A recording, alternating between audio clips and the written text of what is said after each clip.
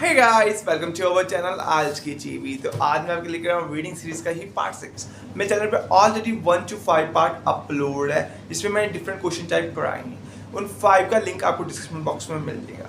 जो आज मैं लेकर आया क्वेश्चन है वो है ट्रू फॉल्स नॉट गिवन। जो मैंने रीडिंग ली है वो है कैम्ब्रिज 16 बुक का चैप्टर 1 का reading passage 1 why we need to protect polar bear. कहते हैं हमें क्यों करने चाहिए, पोलर बियर को प्रोटेक्ट क्यों करना चाहिए। ठीक है जी, अब मैं सर्वे कर लिया, इसका हम क्वेश्चन टाइप देखेंगे। क्वेश्चन टाइप देखो, पहले ट्रू फॉल्स है। कई बच्चे क्या करते हैं, ट्रू की जगह यस लगा दिया, फॉल्स की जगह नो लगा दिया। वो नहीं करना, पहले इंस्ट्रक्शन ध्यान से पढ़ना है। ट्रू फॉल्स नॉट गिवन है हमारे पास क्वेश्चन टाइप।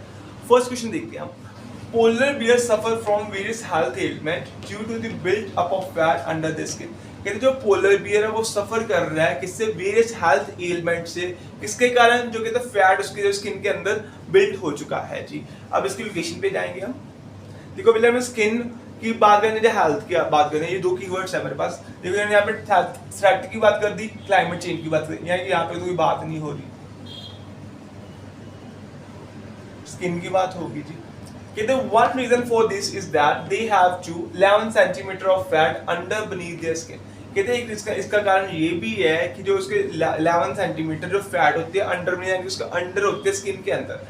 अब उसने आगे रीजन बताया, कहते हैं ह्यूमन के पास जो होता है वो एडिपोज टिश्यू होता है, जिसके कारण उसको क्या होता है, उसे कंसीडर किया जाता है ओबीस, जिसके कारण उसको क्या सफर करना पड़ता है, डायबिटीज एंड हार्ट डिसीजेस के। लेकिन कहते हैं येट कहते पोलर बियर को ऐसे एक्सपीरियंस कुछ नहीं होता, कॉन्सिक्वेंस मतलब नेगेटिव उसका इफेक्ट पड़ना।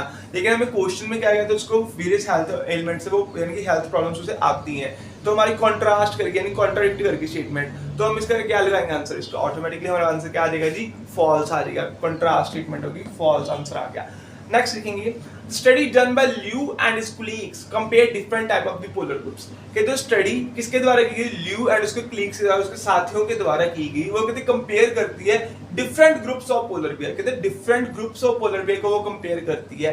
एक बात बताओ, यहाँ पे छोटा सा फैक्ट है। कहते जो पोलर बियर है and black bear and brown beer, जो ब्लैक एंड ब्राउन बियर वो अलग टाइप है, पोलर बियर अलग टाइप है। अगर पोलर बियर की फर्दर डिवाइड्स होती है तब हम इसका आंसर ट्रू लगाएंगे। अगर उन्होंने कंपैरिजन ही पोलर बियर को ब्लैक बियर या ब्राउन बियर के साथ किया तो हमारा आंसर फॉल्स ही आएगा, क्यों, वो डिफरेंट टाइप्स है। अब लोकेशन पे जाएंगे हम इसकी सेकंड की।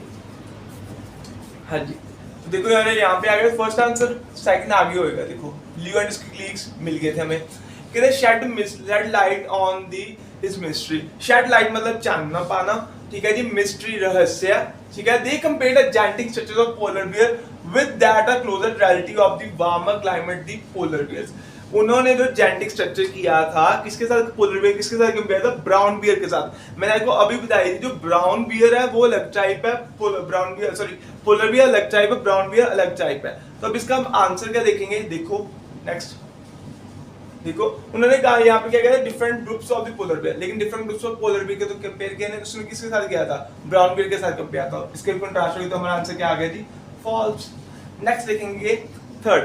कहते हैं Liu and his colleagues were the first searcher to compare polar bear and brown bear genetically. अभी हमने लोकेशन पढ़ी थी, वो जेनेटिकली उसको कंपेयर करता था, लेकिन उन्होंने कहीं पे ये मुझे बात की फर्स्ट थी वो, ये तो बात इनकी एप्लीकेशन हम देख लेते हैं एक बार फिर भी। कहते 2014 में स्टडी पे गई ल्यू एंड उसके कलीग्स द्वारा, ठीक है। उन्होंने सिंपल बता वो कंपेयर करते थे, यहाँ उन्होंने फर्स्ट की बात तो की ही नहीं गई, तो हमारे पास इनकम्प्लीट इन्फॉर्मेशन आ गई। तो इनकम्प्लीट इन्फॉर्मेशन आया तो हमारे पास क्या आ जाता आंसर, नॉट गिवन आ जाता जी। ठीक है, अब देखते हैं, ठीक है, इसका आंसर जो है नॉट गिवन है। सपोज करो एक तो कंडीशन होती है हमारे पास जब हमें इनकम्प्लीट इन्फॉर्मेशन या एडिशनल इन्फॉर्मेशन दी जाए, ठीक है जी। एडिशनल इन्फॉर्मेशन क्या देती है, यहाँ पे लिखा होता है जेनेटिकली एंड फिजिकली। फिजिकली की तो बात ही नहीं हो रही थी, तो ये अभी तो भी हमारे पास क्या आ जाएगी, not given. Not given to condition में होता है, जब हमें एडिशनल इन्फॉर्मेशन दी जाए या हमें क्या है इनकम्प्लीट सेंटेंस दिया हो। कई बार ये भी हो जाता है कंपैरिजन में वो 90% के चांसेस होंगे कि वो हमारा नॉट गिवन आंसर आ जाए। फोर्थ क्वेश्चन देखते हैं कि the polar bear are able to control the level of bad cholesterol by genetic means. कि जो पोलर बियर है वो एबल है कंट्रोल कर किसका करने की, बैड कोलेस्ट्रॉल का लेवल कंट्रोल करने में बाय जेनेटिक के मींस के द्वारा, ठीक है जी। एप्लीकेशन पे जाएंगे इसके। देखो बैड कोलेस्ट्रॉल की बात, ये देखो हाईलाइट ही हो रहा है सीधा ही, ठीक है जी। कहते Liu and his colleagues found that polar bear had a gene known as the APOB। Gene genetically की बात होगी मेरे पास, which reduce the level of low density lipoprotein earlier a form of the bad cholesterol. कहते हैं human mutation of these genes are associated with the increased risk of the heart diseases. Polar bear may be therefore be important study models to understand heart disease in the human beings. तो सीधी सी बात है, jeans की उन्होंने bad cholesterol का link किया हुआ है सीधी line से। अगर आप इस लाइन से भी लगाते हो इसका आंसर ट्रू आता है, सेम हमारा डाटा मिल रहा है। अब क्वेश्चन भी देख लो आप चाहिए कि जो पोलर बियर एबल है कंट्रोल करने में लेवल रिड्यूस लिखा था वहां पे वर्ड बैड कोलेस्ट्रॉल का, जेनेटिक मीन जीन्स की बात की गई थी। ओके नेक्स्ट फिफ्थ देखते हैं कि the female polar bears are able to survive for about 6 month without food. कि जो फीमेल पोलर बियर्स हैं वो एबल है किसके लिए, सर्वाइव करती हैं 6 month without food. Without food के द्वारा भी वो विदाउट फूड के भी बिना भी वो सर्वाइव कर लेती हैं। अब इसकी रिलेशन देखते हैं, हमने फीमेल पोलर बियर्स को ही देखना है ओनली, ठीक है। यहाँ पे हमारा थर्ड था, फोर्थ, फिफ्थ देख लो। Female polar bears female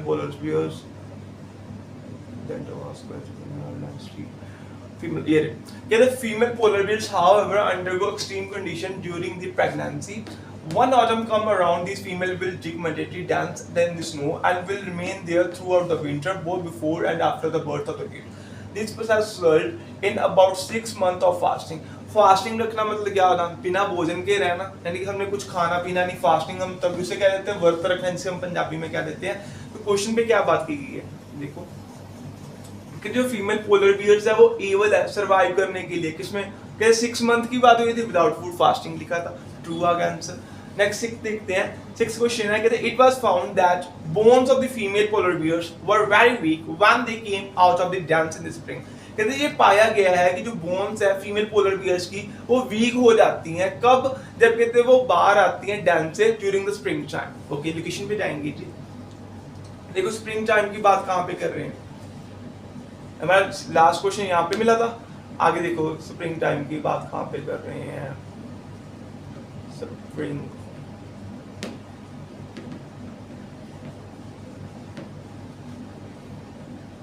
spring की बात देखो, स्प्रिंग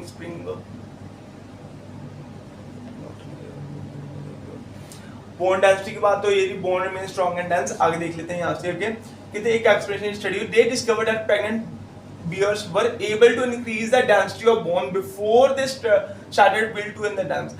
कहते जो कहते बियर्स हैं, प्रेग्नेंट बियर्स हैं, जो फीमेल बियर्स हैं, वो कहते हैं इंक्रीज कर लेते हैं अपनी बॉन डेंसिटी को, कब, जब कहते हैं उन्होंने यानी डांस में जाना होता है, बिफोर की बात की गई है। कहते हैं इन एडिशन 6 मंथ लेटर, उसके बाद जब होता है तो वो डांस से बाहर आती हैं, there is no evidence of significant of bone density. कहते उसको कोई बॉन डेंसिटी का कोई सिग्निफिकेंट यानी कोई इंपॉर्टेंस यानी एविडेंस, कोई सबूत नहीं मिलता। लेकिन हमें क्वेश्चन पे क्या बात की गई है जी, क्वेश्चन में वो कह रहा है कि वीक हो जाती है, वहां पे उन्होंने कोई वीक की तो बात नहीं, वहां पे उन्होंने पहले इंक्रीज की बात कर दी, बाद में उन्होंने कहा उसको कोई एविडेंस नहीं मिलता। तो हमारा आंसर क्या आ जाएगा, कंट्रास्ट करके स्टेटमेंट यानी कॉन्ट्रडिक्ट करेगी, तो हमारा आंसर क्या आ जाएगा जी, फॉल्स।